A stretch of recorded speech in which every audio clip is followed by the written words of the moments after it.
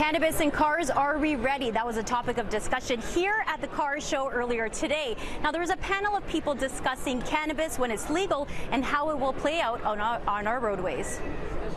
Alcohol impairment, we can correlate a breath sample, blood sample to the level of impairment.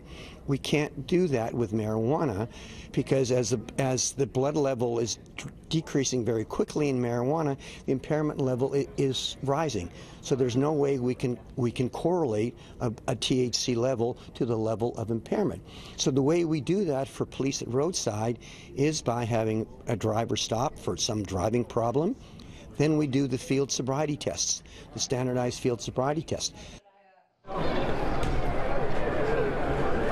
Glenn Davis is a highway safety manager from Colorado, and he says enforcement will need a plan of action to embrace this change.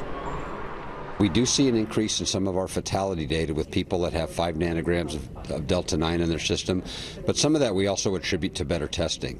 We've also found that it's important that we make a relationship with our marijuana industry. What would you say your advice is to law enforcement here in the city of Toronto and also just across Canada?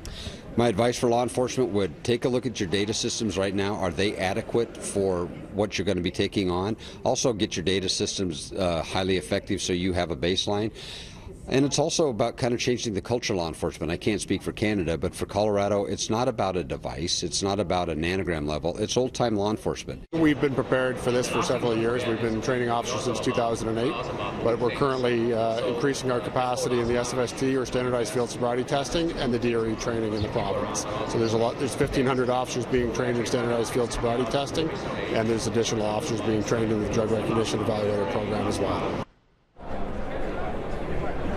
The OPP does have an exhibit set up here at the car show. You can see behind me there's a Tesla car. They don't actually have these out on the streets, but they do have one right here at the car show. And they also have this.